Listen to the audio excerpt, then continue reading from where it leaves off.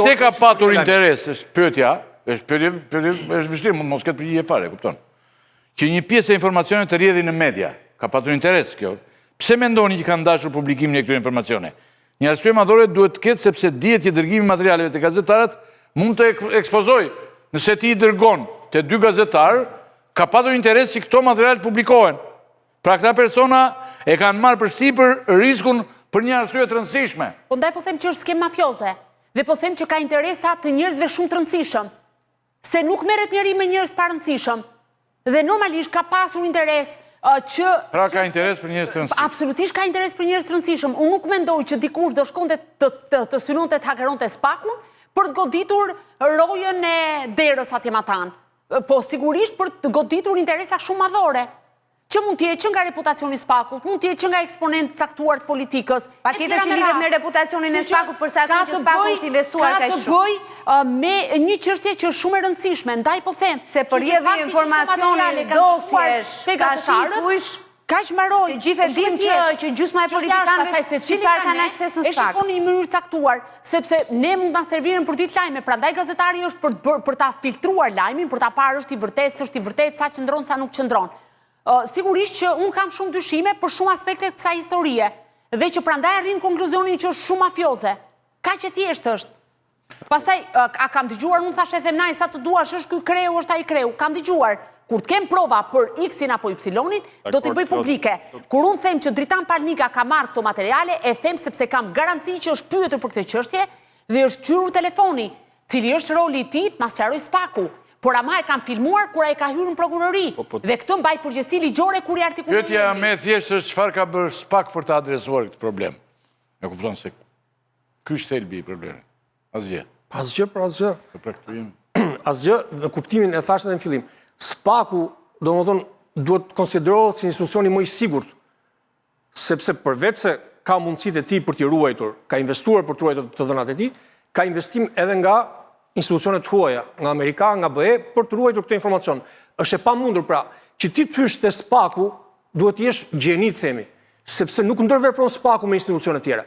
Vet ai ka akses te drejtoria doganave, te tatimet, por SPAK-u vet, askush tjetër brenda SPAK-ut nuk mund të hyjë. Dakor? Dhe kjo hyrje, patjetër që ka bashkëpunim nga brenda.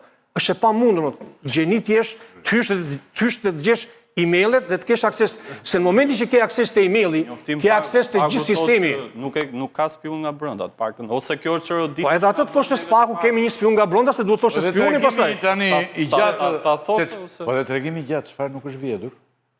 Nuk ka kuptim fare. Çfarë nuk është vjedhur? Tani, përveç komprometimit, Fyshte e-mailit të hyrë në sistem. Përveç komprometimit të mundshëm të hetimeve, lajmin e personave që po hetohen apo verifikohen, është dhe elementi i dhënave personale të qytetarëve. SPAK ka akses për shkak të hetimeve në dhëna private mjaft sensitive që janë të mbrojtura me ligj. Por që duket se në këto raste janë të ekspozuara. Si e mendoni?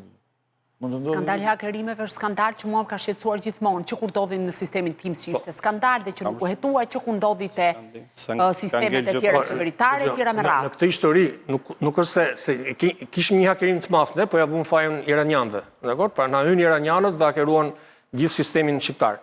Unë doja të kujtoja këtu problemin është domethënë se si do vijoj SPAK-u me hetimin e kësaj ngjarje. Unë do të kujtoj këtu atë që ka ndodhur në 2013-ën, pra diku 15-17 nëntor 2013-s, u sulmua serveri tatimeve. U fshin të dhënat në drejtorinë e tatimeve. Dhe mbani mend atëherë Spartak Brown me atë këshilltarin e Ramës, hyn brenda atje, hyn deri në kat 3, hyn ku ishte serveri, punuan deri në 6 mëngjesit, punuan të nesërmen, dakor? Dhe nga ajo histori nuk u mor vesh më asgjë, fare. Çështja shkoi në prokurori për të hetuar dhe prokuroria reagoi tha nuk kemi mjetet e mundshme që të bëjmë të mundur hetimin e kësaj çështje dhe të nxjerrim se çfarë ka ndodhur.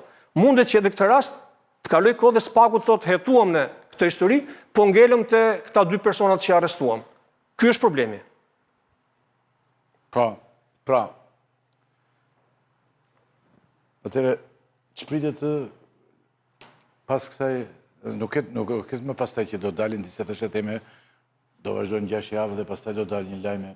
Po do vazhdojnë ju dhe se jemi parë zgjedhjeve, patjetër do ketë...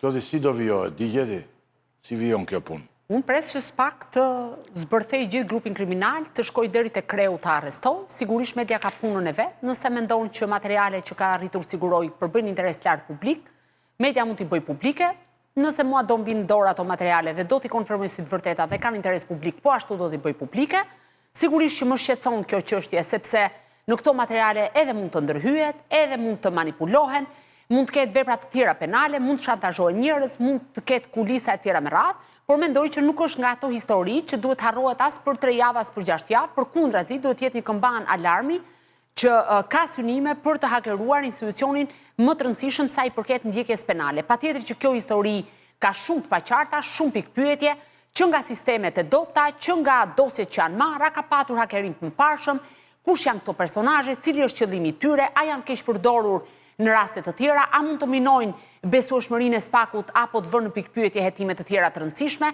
Kështu që kjo është një histori që në këndvështrimin tim nuk mund të lihet në harrez, por duhet të shkohet deri në fund dhe të ketë në fund fare një hetim shterrues për këtë çështje. Do të optimiste se kërkon direkt që të shkojnë tek drejtuesi i grupit kriminal, po SPAK Jo optimiste, unë thash kam detyrimin minimumi që duhet bëj SPAK-u në këtë situatë është gjej antarin e tretë grupit kriminal, sepse me 2 persona nuk i shndron grupi strukturuar. Që duhet bëj tretin që të shkojë tek janë 2 jo 3. Pra, o 3 tek 4 2 që tonë bën për qef këtë punë. Proces tani, kalojmë në një moment tjetër të rëndësishëm.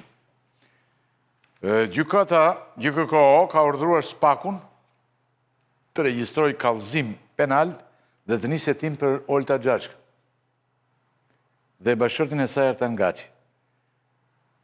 Për çfarë zonja Xhama dhe zonja Lala do të jetohen? Pse ka ndryrë gjykata dhe pse pikërisht tani? Kaluan një kohë goxha gjatë dhe duket sikur kjo, bile dhe Belerin e pyetën. Belerin që ka bërë këtë kallëzim, se dita unë ka shumë kohë që e kam bërë këtë punë edhe ai. Pse pas kaq kohësh? Atëherë, me çfarë ka ndodhur?